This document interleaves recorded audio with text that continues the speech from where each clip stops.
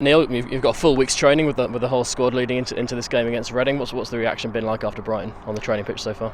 Well, different because obviously, as you say, we've had the full week. Haven't been used to that. It's enabled us to watch clips of the Brighton game, which you can't tend to do when you've obviously got a Tuesday game. So, yeah, I think it's been valuable and important that we've sat down and had a look at what we need to do better as well as what we did well in the games. And obviously, we've got two more days now before the Reading game. So.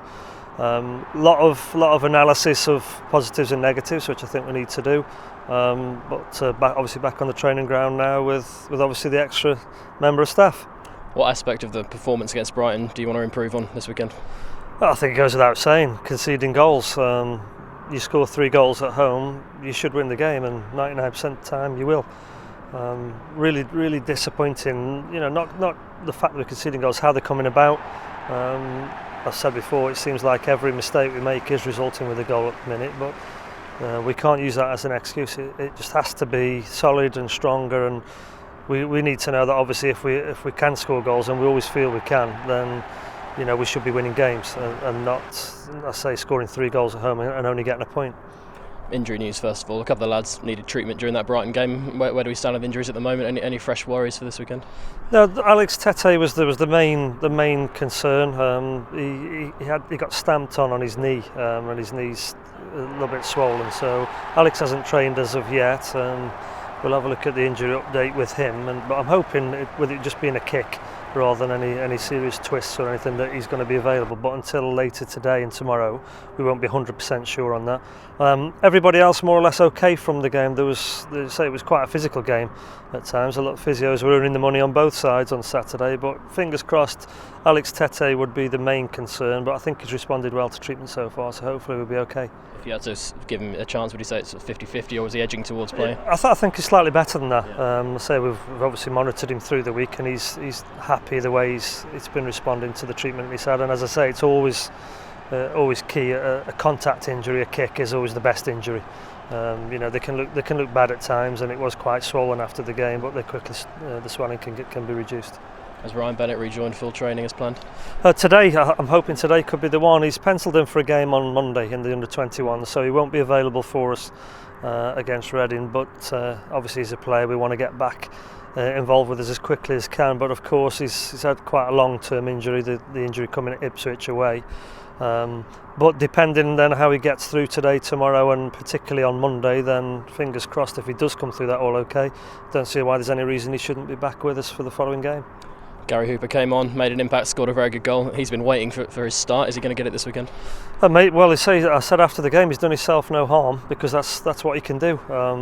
We know he can score goals. You know, he had the injury at the start of the season, which didn't help him or us, and it took him, I felt, a bit of a while to get his sharpness back. But he's working very hard now, exactly what you want from him, and as we saw on Saturday, you need a goal. There's none better than him. So in terms of is he going to feature on Saturday, he'll certainly be in the squad, and as I say, he's done his chances of starting no harm at all. Mike Phelan starts work at the club in the lead up to this game. Are you looking forward to seeing what he offers the players and what the players are going to show him as well? I think we all are. I think the players particularly, I know him quite well.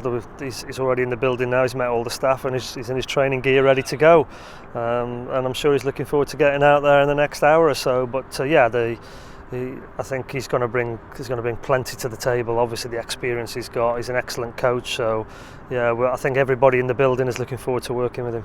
He's a coach's coach, isn't he? His favourite place is out here on the training ground, surely. Yeah, that's it. That's what it is, and that's why he's in. You go out and try and get the best coaches you can when there's availability or positions to go and fill. And I say we're all absolutely delighted that we've got him. We're going to be learning from him. He's going to be learning about us and the players, but with the experience and the quality that he's got, then it's going to be beneficial for everybody. But he said this morning, I picked him up from the hotel and brought him. He said, I can't wait to get out. And those type of things you hear from people that that's genuine. He's a coach. He wants to be out there on the grass, getting into the players and helping out. So it'd be great to see him out there. He's someone who has the players' respect before they've even met him, probably, doesn't he? Yeah, I mean, you always have to earn players' respect, and reputations will certainly give you a little bit of breathing space. But ultimately, it's how you work. But absolutely, look at his CV, look at his record, and what he's done in the game, and the good thing about Mike is, it's not just a CV he can deliver. Of course, I don't think you'd spend the amount of time that he did at Man United if you weren't good at your job. So yeah, he'll have the respect of the players, not only for what he's done but also when they see him work. A quick word on Reading, similar to Brighton, they haven't quite reached the heights of last season yet. Yeah, very similar to a lot of the teams in the division, as we found out with Brighton and as we have with other teams. If we allow them chances to get goals against us, they will. If we're at it and we're strong and we're solid, as we've seen in other games at Carrow Road, Watford, Blackburn, those type of games, then we feel more than comfortable that we can go and get the 3 points. And we were talking about Gary Hooper earlier. If there's a manager who knows anything about Gary Hooper, it's Nigel Adkins, isn't it, having worked with him at Scunthorpe? Yeah, I think Gary Hooper's a goal scorer, simple as that. He gets into the box, gets his shots away, more like the goal he scored on Saturday, 2 touches, very difficult goal, very difficult finish for him, made it look easy. So of course, Nigel will know all about him, and I hope he can carry on where he left off last week. And a final word for the Norwich City fans, Neil. They haven't had a lot to cheer recently. How keen are you to reward their patience on Saturday? Of course, yeah. We want to get them happy, and that means by winning games. Simple as that. We always feel that we can score goals, and people want to see teams scoring goals. I think what we all want to see now, as well as keeping a few clean sheets. I think we need to get more clean sheets, but it's about entertaining the crowd. They've stuck with us through thick and thin. They have done over 9-10 years now, as certainly when we filled the ground week in, week out, and I'm sure it'll be the same again on Saturday. We hope we can reward them with a win.